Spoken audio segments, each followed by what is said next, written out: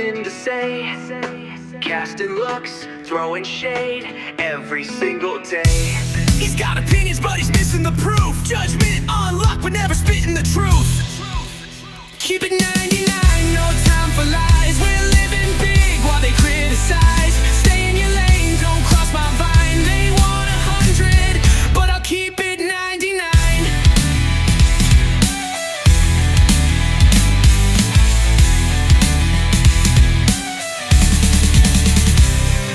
Zelmay runs the game, she's the CEO. Breaking barriers while hosting the show. She's got the power, got the name in lights. Commanding the room, shutting down the fights. Keep it 99, no time for lies. We're living big while they criticize. Stay in your lane, don't cross my vine. They want 100, but I'll keep it 99. Monray's always got so win to see. Goskin looks throwing shade every single day. He's got opinions, but he's missing the proof. Judgment, fall, heckle. Keep it 99, no time for lies. We're living big while they criticize. Stay in your lane, don't cross my vine. They want 100, but I'll keep it 99. Uniqo pulling up with the news and tea. Gossip on blast for the world to see. Spotting secrets like a hawk in flight. Dropping stories that'll keep us up all night. Monray, fix the tone, you're too uptight. Zelmay's boss moves, always taking flight. Uniqo's got receipts, he's ready to share. Keep it 99, cause we're already rare.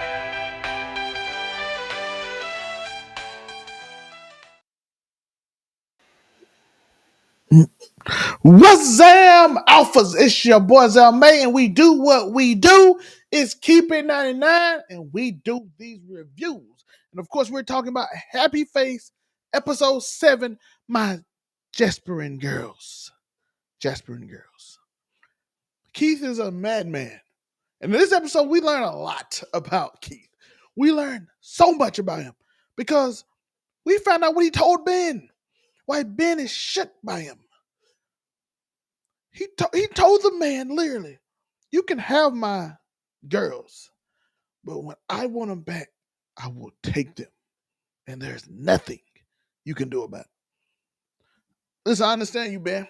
I understand you. But we're going to break down this episode. We're going to break down some things. Let's go through our top talking points, and then we're going to break down the episode. The first thing I want to break down in the talking point is doing the right thing sometimes wrong? A cozy, orchestrated life as a mother wanting versus facing the reality of your situation. What I'm talking about is Melissa. She's trying to do the right thing. And so many people telling you, you have got away from your life that has set you back for so long. You have gotten away from it. You have built a cozy life. You changed your last name. Everything is better for you. But now you keep going back to Keith and his situation and being that last name, that Jesperson name. Those Jesperson girls. Jesperson girls. Am I saying it right? I think it's Jesperson. It's spelled Jesper. But you keep going back to them. Why do you keep going back and avoiding it? Even though technically you're doing the right thing. You are saving an innocent man's life. Because he's innocent. I had a question last week. If you watched last week's episode, I had a question. Dude, is he really innocent? We find out the alibi is 100%. It's someone else involved. Who do y'all think that is, by the way? You think it could be the DA? Do you think it could be old boy who worked at the bar we met earlier? What do you think it is? Could it be someone else? Let me know in the comments. Who do y'all think it is that really done it?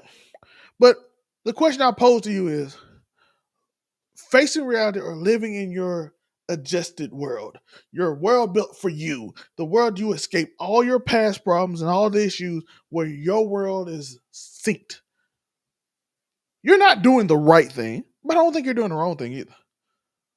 I don't think if you see somebody struggling, and you don't know the situation and you might be a little afraid, is it your responsibility to help them? It's the right thing is to do. It's the good person's thing to do. But are you wrong? Are you evil if you don't? I don't think you are evil if you don't. Because again, safety, everything else in your life, it is. But being the right thing and being the good person, you would do it.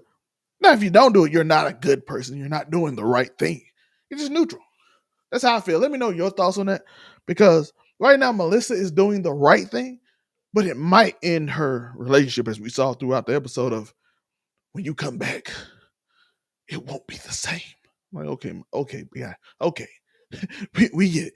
You are tired of Keith and you're afraid that he's gonna take his girls back, and you done found out he's talking to Hazel, and you're fearful now. So now her going back to him, leading you to believe all the things he told you before. And I get it, I understand it, right? And a lot of this episode was about your past catching up to you, and that sometimes it gets unhinged, right? When your past catch up to you so long that your husband might end up trying to end your father's life and getting set up by a police officer who's tired of him too, or just trying to play Ben to get Ben in jail because Ben is desperate because a man told him 12 years ago that he's going to take his daughter and grandchildren back. He could be getting played. I think Ben's getting played. 100% think he's getting played. That man literally set him up for this. You think Keith didn't set this up? Keith has been setting this man up for years. He told him that to set him up. He knows this man he knows people's families. He know where they go to school. He know how people look. He lied to Hazel talking about he didn't know how she looks or describe herself. He had that pain already. Come on now. This man knows, he knew how the DA's daughter looked in Texas. Why would he not know how his own granddaughter looked? He knew what school she went to.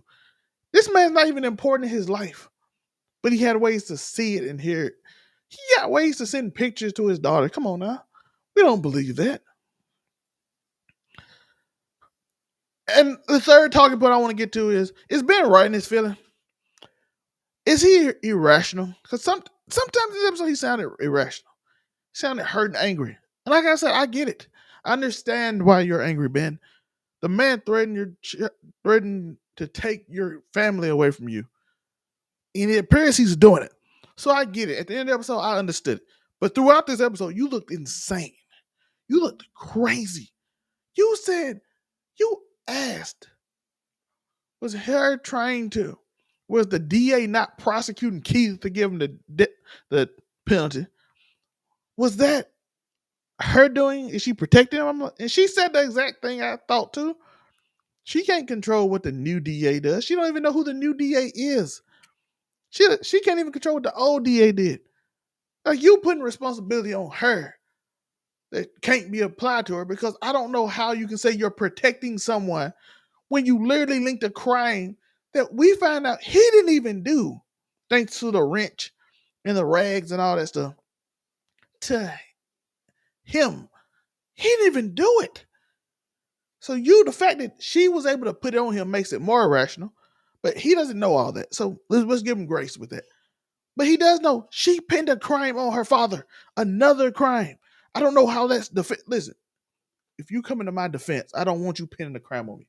That's not defense to me. That is not defense. That is not what that is. I don't know what all that is. That is not defense. Please don't come to me with that. But let's break down this episode real quick. We don't want to spend too much time. But if you like the breakdown, if you want to come in the chat, I want to talk to you. What do you think about what I'm talking about? Do you agree? How do you feel about the season? I think it started off really strong. I thought this was going to be a top-notch show, but it kind of evened out some weird things that I thought they shouldn't. Yeah, it became okay. It started off great, but it became okay. So let me know how y'all feel. And by the way, while you're doing it, can you stop by and give an alpha a like and a subscribe? I appreciate it. Let's break down this episode real fast. Melissa and Ben confront Hazel on talking to Keith. She admits her phone was in the locker, and they have to go to Oregon now to, of course, meet Keith. Greg is worried about views as Ivy's trying to make a change. That's the first part of the episode. We find out a lot more about Ivy. Ivy thinks she can make a change in the world. She can help black people get off jobs. You know how it is. The great work. Greg is like, people don't care about that. It's boring. You had a one of one situation, and we not here to save the world. We're here to entertain people. That's your job, Ivy. You're a producer. Produce. Melissa, produce. This story is just because her dad called her, and we would never get that situation again. You talking about somebody in South Carolina who got committed to a crime that they didn't do? It's not interesting because that dude, the person who did it, probably gone, and none of that can matter. That's basically what the thing about.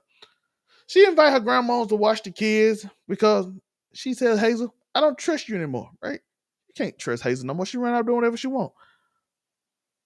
And we see Melissa and Keith goes to the jailhouse. Of course, during this situation, grandmother do what grandmother do. She diss Melissa a lot.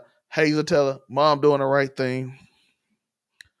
And then we get to the situation where we talked about earlier where Ben blames Melissa for everything going on. We even saw in a later episode, he was like, be a mother.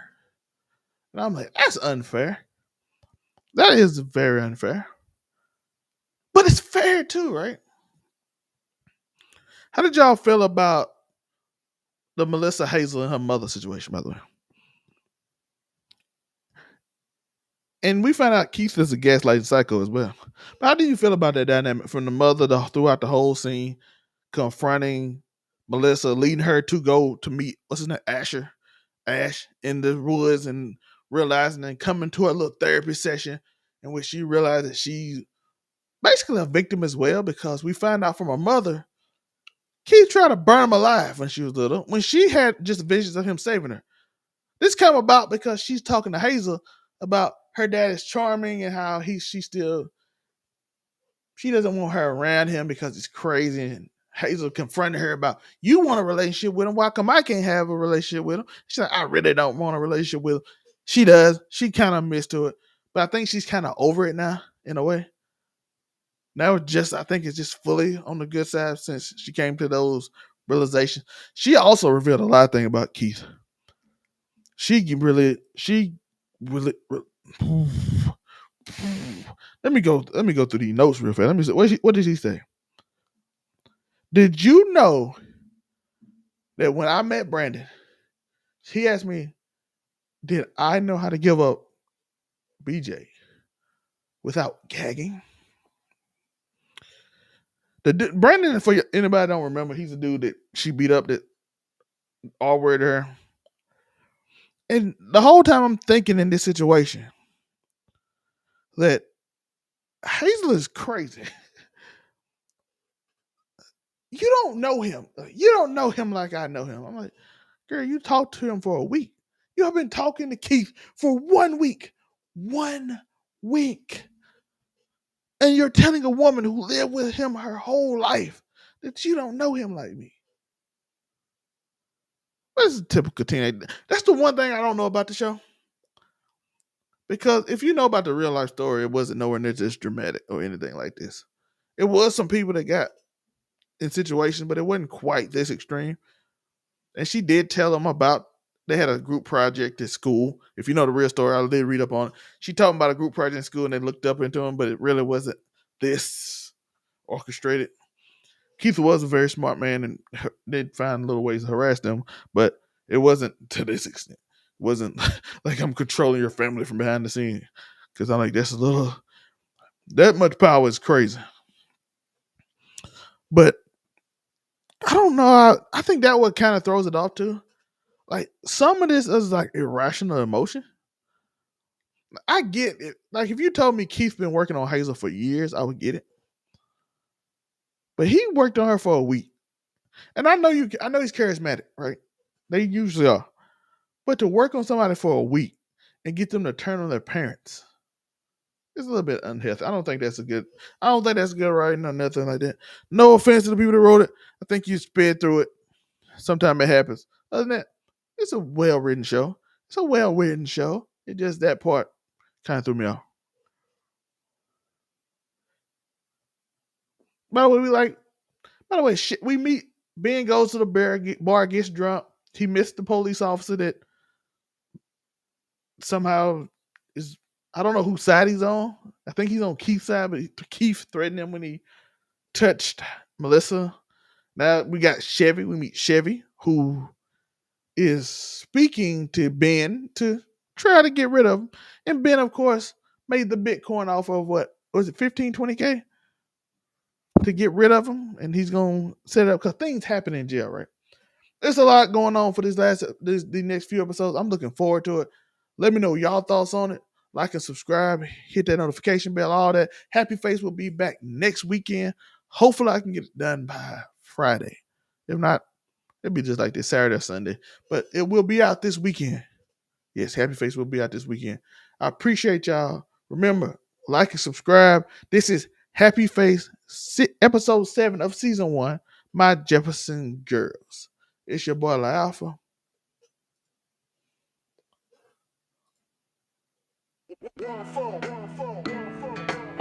Monterey's always got something to say.